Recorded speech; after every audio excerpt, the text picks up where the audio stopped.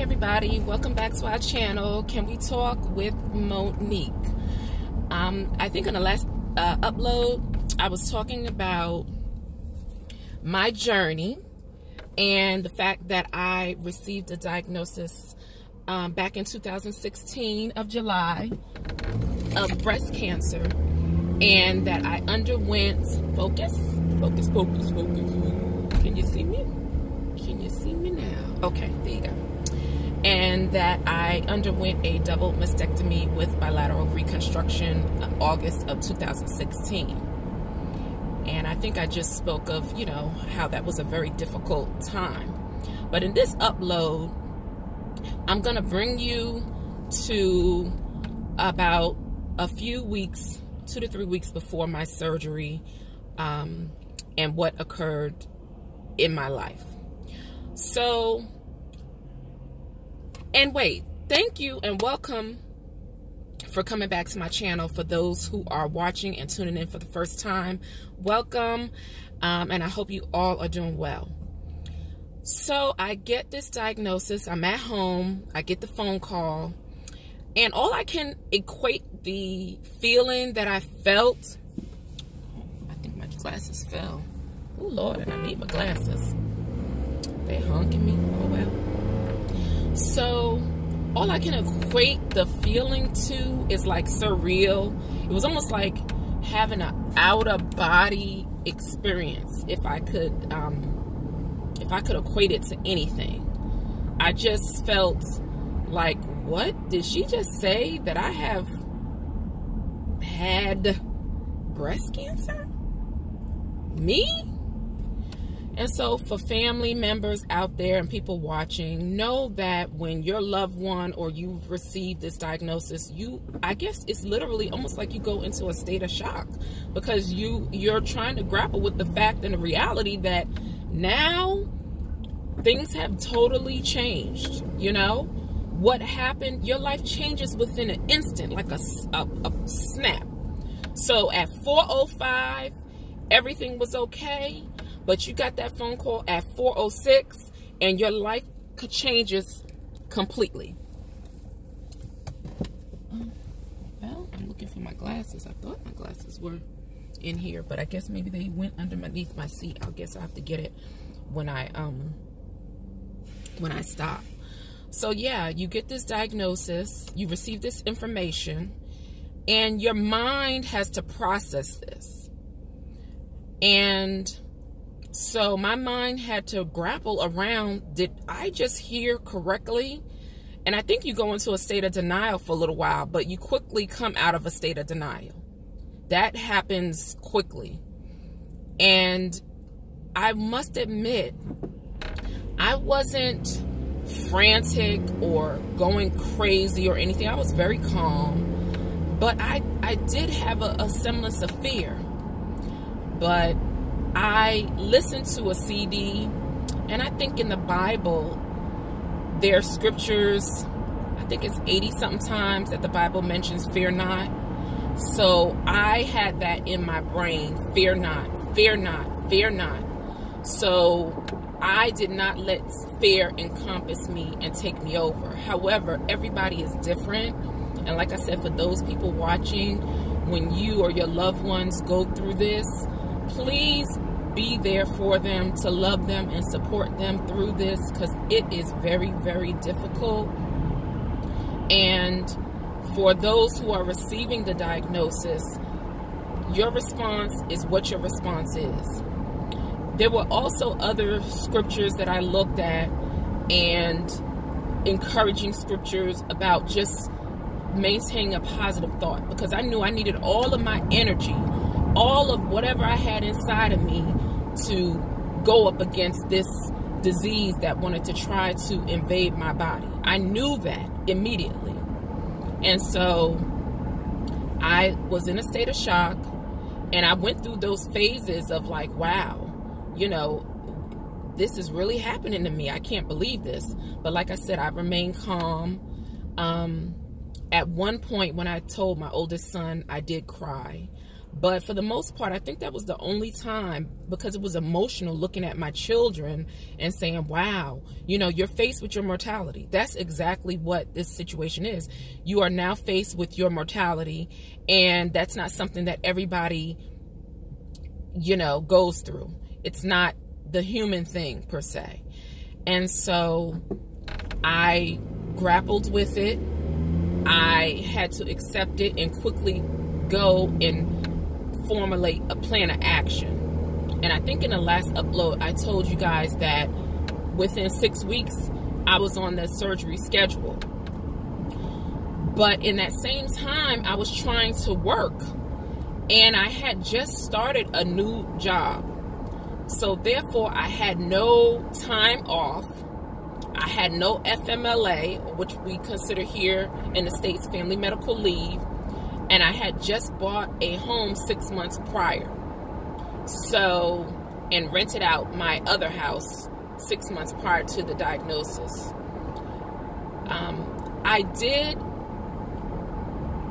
I remember EAP, your Employee Assistance Program, at my job. And so what I did was tapped in to my Employee Assistance Program. And for all of you who are out there working, if you have major life catastrophic events where you may feel a little stressed, or, you know, want to talk to someone, there is, and maybe your job has it, and I hope most jobs do, it's called the EAP program, the Employee Assistance Program. And basically, I knew I needed to be in the best shape physically, mentally, spiritually. And so I said to myself, you know what? Let me just go and talk to somebody. And because this is all new charted territory for me. I had never been to a therapist, never had any issues with anything. But I just knew, I just said, you know, let me just go talk to someone and speak to someone. And that's exactly what I did. I signed up, and I found somebody that was close in my area. And she was such a nice, she was a breath of fresh air. So for family members and people out there listening to this channel and that come across this vlog, reach out to your Employee Assistance Program. If you're receiving a new diagnosis or something that's going to change your life in a major way, reach out and sit down and talk to someone, you know, and just get some things off your chest. And that's what I did. I went to this woman, sat down with her, told her a little bit about my childhood, and then also told her what was going on, because it was all fresh and new. I just got this diagnosis, and I was like, whoa, gee whiz. And so she allowed me to talk, you know, asked me about my feelings. And, you know, I told her that, you know, this was something that was uncharted and that I wanted to go at it with all that I had.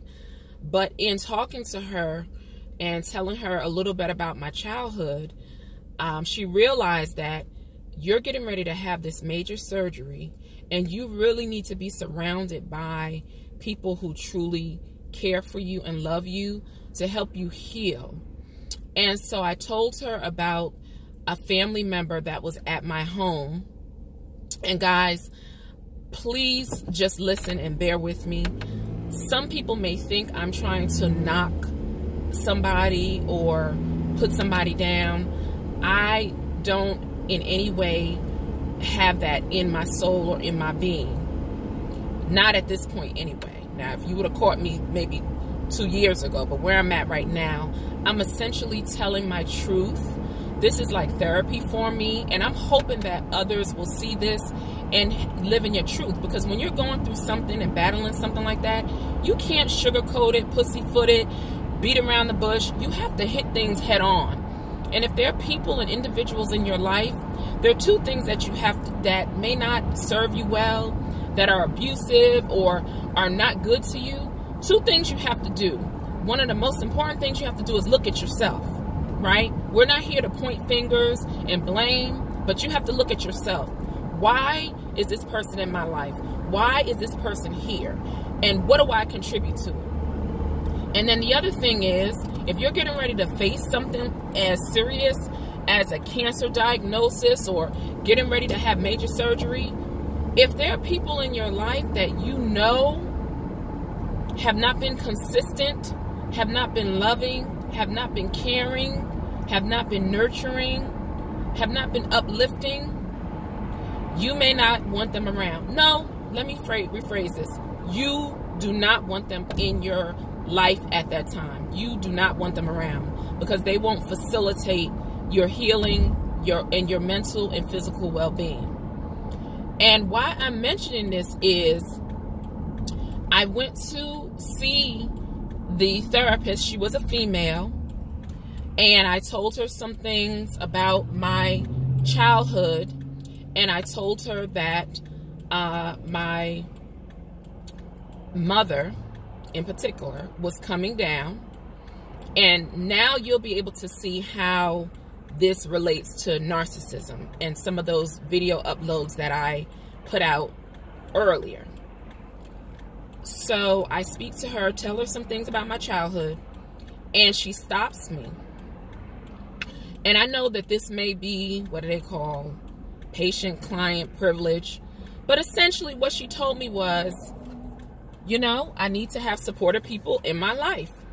And that the person that, i.e. being my mom, does not appear to be,